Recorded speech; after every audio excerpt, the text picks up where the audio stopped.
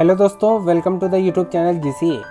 आज की क्लास में हम लोग पढ़ेंगे फ्री कंसेंट के बारे में and this is the third part of contract act. तो चलिए शुरू करते हैं और सीखते हैं कि इस टॉपिक में हम लोगों को क्या क्या पढ़ना है। इस पे जो सेक्शन कवर होता है वो सेक्शन 13 से लेकर 22 है। और अगर हम लोग बीकॉम लेवल पे बात करें कि इस पे कौन कौन से क्वेश्चन आते हैं, तो जो सबसे पहला और मोस्ट इम्पॉर्टेंट क्वेश्चन है वो ये है कि डिफ़ाइन करना है आपको फ्री कंसेंट, और कंसेंट कब कब फ्री नहीं होता वो सिचुएशंस आपको बताने। और कभी कभी क्या करते हैं कि डायरेक्टली लिख देते हैं सेक्शन 14 के बारे में आप सारा कुछ एक्सप्लेन कीजिए। इसके अलावा जो दूसरा क्वेश्चन है वो इन पांचों पे आ सकता है, यानी कि फ्री कंसेंट के 5 पार्ट हैं। पहला तो है कोर्सन, undo influence, fraud, miss representation and उसके बाद मिस्टेक। इन पांचों के ऊपर भी क्वेश्चन आ सकते हैं।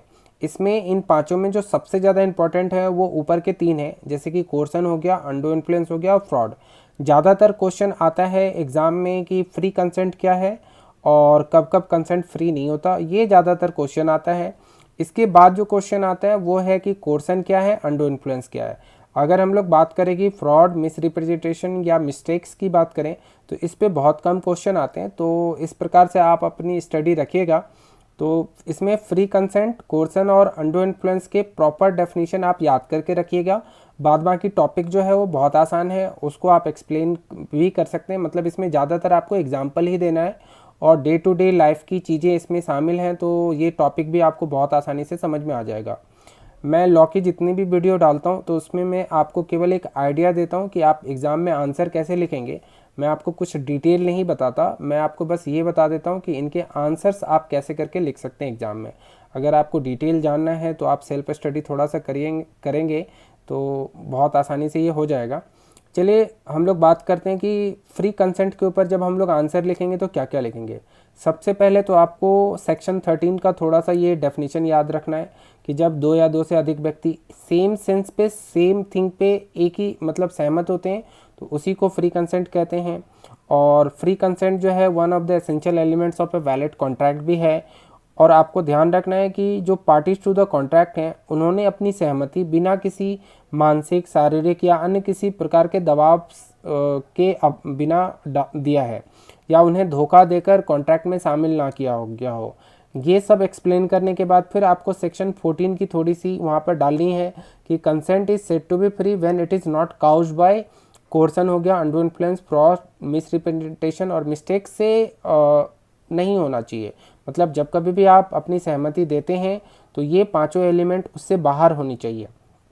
अगर एग्जाम में क्वेश्चन आता है कि कोर्सन क्या है तो आप याद रखिएगा कि इसका प्रॉपर डेफिनेशन आप वहाँ पे ज़रूर लिखिएगा। इसके बाद आप इसके ऊपर एक्सप्लेन कर सकते हैं अपने लैंग्वेज में, कोई दिक्कत नहीं है। जैसे कोर्सन का सीधा सा हिंदी अगर देखा जाए तो उत्पीड़न, मतलब जोर ज़बरदस्ती, किसी को कॉन्ट्रैक्ट में ले लिया गया, उसके साथ जोर ज़बरदस्ती करके, डराकर, धमकाकर या किसी अन्य प्रकार से, तो उसको हम लोग कोर्सन बोलते हैं। क्या कोई पार्टीज कोर्सन में है ये कैसे करके साबित होगा और कौन साबित करेगा? तो जो पार्टी ये कहता है कि मैंने कॉन्टैक्ट किया बिकॉज ऑफ द कोर्सन, उसी पार्टी को ये प्रूव भी करना होगा। मतलब burden of the proving is upon the aggrieved party. और क्या सुसाइड की धमकी देना भी कोर्सन है? ये भी क्वेश्चन कॉमन है, ज़्यादातर एग्जाम में आता रहता है। तो सुसाइड की धमकी देना कोर्सन नहीं है, अटेम्प्ट टू सुसाइड कोर्सन है, ये तो है। लेकिन इसके ऊपर कुछ केसेस हैं हाई कोर्ट के, तो जब आप 10 ईयर्स पढ़ेंगे या बुक पढ़ेंगे तो आपको वो सब केसेस आसानी से मिल जाएगा। हालांकि आपको वो केस लॉ नहीं भी याद रखेंगे तो चलेगा। बस आप अभी जो स्क्रीन पे आ रहा है ना, ये लाइन आप याद रखिएगा कि neither suicide not threat to commit suicide is punishable under IPC, Indian penal code, but attempt to commit suicide is an offence. और बहुत सारे ऐसे केसेस हैं इसके ऊपर, तो आपको बुक में मिल जाएगा, उसको आप एक दो बार पढ़ लेना, वो बड़ी आसानी से आपको याद हो जाएगा। अब बात करते हैं कि अंडू इन्फ्लुएंस क्या है, जिसको हम लोग कहते हैं अनुचित प्रभाव। कभी कभी कुछ रिलेशनशिप ऐसे होते हैं जिस रिलेशनशिप के दबाव में आकर कोई पार्टी कॉन्ट्रैक्ट के अंदर कॉन्ट्रैक्ट करने को मजबूर हो जाता है, तो ऐसे सिचुएशंस को हम लोग बोलते हैं अंडू इन्फ्लुएंस। और यहाँ पे भी कॉन्ट्रैक्ट जो है वो वैलिड नहीं है। इसमें आपको सेक्शन 16 सब सेक्शन 1 का ये लाइन प्रॉपर वे में याद रखना है। और एग्जाम में अगर अंडू इन्फ्लुएंस पे क्वेश्चन आता है तो आप ये जरूर रखिएगा। इसमें आप ध्यान रखिएगा, एक कीवर्ड है डोमिनेंट पोजीशन। मतलब अगर आपकी इच्छा को प्रभावित करने की स्थिति में कोई रिलेशनशिप है तो ऐसे केस में ही यहाँ पर अंडू इन्फ्लुएंस के अंतर्गत कॉन्ट्रैक्ट होता है। यहाँ पर भी जो पार्टी ये कहता है कि मैंने कॉन्ट्रैक्ट किया लेकिन अंडू इन्फ्लुएंस के अंतर्गत कॉन्टैक्ट किया तो उस पार्टी को ही प्रूव करना पड़ेगा कि उसके साथ अन्याय हुआ है। तो यहाँ पे भी प्रूविंग पार्टी जो है एग्रीव्ड पार्टी ही है। और कुछ रिलेशनशिप ऐसे हैं जिनका आप एग्जांपल दे सकते हैं, मैं आपको दे देता हूँ। ऐसे बहुत सारे रिलेशनशिप हैं लाइक फादर एंड सन। यहाँ पर सन एक ऐसी सिचुएशन में है जहाँ फादर की बात को मानना ही पड़ता है कभी कभी। प्रोड्यूसर और एक्टर का रिलेशनशिप, मैनेजमेंट और एम्प्लॉय का रिलेशनशिप है। एम्प्लॉय ज़्यादातर अंडर इन्फ्लुएंस के अंतर्गत कॉन्टैक्ट कर सकता है मैनेजमेंट के साथ। ऐसे आप बहुत सारे एग्जाम्पल इस पे दे सकते हैं। तो ये एग्जाम्पल आपको बुक में भी मिल जाएगा, वहाँ से थोड़ा सा आप याद कर लीजिएगा। अगर हम लोग बात करें कि फ्रॉड के बारे में, तो इस पे देखिए क्वेश्चन कैसा आता है कि इसके एसेंशियल एलिमेंट्स क्या हैं और क्या चुप रहना भी फ्रॉड है। तो जब कभी भी कोई पार्टीज कांटेक्ट करती है और उसको ऐसा लगता है कि मेरे साथ फ्रॉड हुआ है, इस वजह से मैं कांटेक्ट में चला गया, तो उसके क्या परिणाम होंगे, उनके बारे में आपको यहाँ पर आंसर लिखना है। तो यहाँ पर सेक्शन 17 का ये जो डेफिनेशन है वो प्रॉपर वे में याद कर लीजिएगा। और कब कब फ्रॉड होता है, तो ये 5 केसेस अगर होंगे तो इन केसेस में अगर कांटेक्ट हुआ है तो यहाँ पर इनको फ्रॉड माना गया है। इसीलिए ये पांचों पॉइंट भी आप अगर एज इट इज़ याद कर लेंगे तो ज़्यादा अच्छा रहेगा।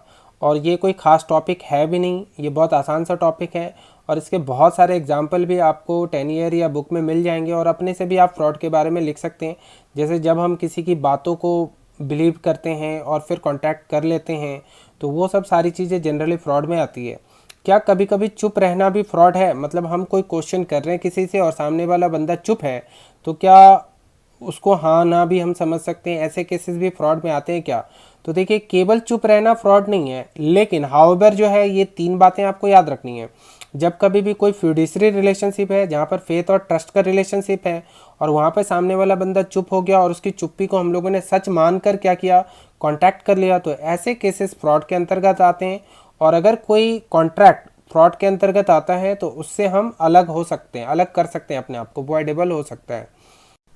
अब बात करते हैं मिस रिप्रेजेंटेशन की। मिस रिप्रेजेंटेशन यानी मिथ्या वर्णन, जिसको हिंदी में कहते हैं। यहाँ पर एक पार्टी दूसरे पार्टी को इनोसेंटली धोखा दे देता है। मतलब वो जो बात सामने वाली पार्टी को बता रहा है उसे ऐसा लगता है कि वो सच बता रहा है, लेकिन वो बात गलत निकलती है। तो ऐसे केस में क्या होगा? तो ऐसे केस में जो पार्टी टू द कॉन्ट्रैक्ट है वो अपने आप को अलग कर सकते हैं, लेकिन यहाँ पर भी जो पार्टी अलग होना चाहता है उसको प्रूफ देना होगा कि उसके साथ मिस रिप्रेजेंटेशन हुआ है, यानी मिथ्या वर्णन के अंतर्गत जो है कॉन्ट्रैक्ट में वो एंटर्ड हुआ था, ये उसको बताना पड़ेगा। अगर मिस्टेक की बात करें तो ये भी बहुत कुछ आपको लगेगा मिस रिप्रेजेंटेशन की ही तरह, लेकिन इसमें कुछ कुछ बातें आपको ध्यान रखनी है। जैसे कि मिस्टेक्स अगर इंडियन लॉ का है तो यहाँ पे कॉन्ट्रैक्ट को आप ख़त्म नहीं कर सकते, नॉट वॉइडेबल। अगर मिस्टेक्स फैक्ट्स के हैं तो वहाँ पर आपको इन बातों को ध्यान रखना है। मिस्टेक्स भी 2 तरह के होते हैं, कभी एक पार्टी मिस्टेक में है, कभी कभी दोनों ही पार्टीज मिस्टेक में होते हैं। तो इसीलिए बायलैटरल मिस्टेक और यूनिलैटरल मिस्टेक्स होते हैं, तो इनको भी आप पढ़ लीजिएगा। हालांकि जो मिस्टेक टॉपिक है वो एग्ज़ाम पॉइंट ऑफ व्यू के लिए बहुत ज़्यादा इंपॉर्टेंट है नहीं। तो आज की क्लास में हम लोग इतना ही करते हैं, बाकी हम लोग नेक्स्ट क्लास में करेंगे। और अगर आपको ये वीडियो अच्छा लगा हो तो please like the video and thanks for watching the video. We will continue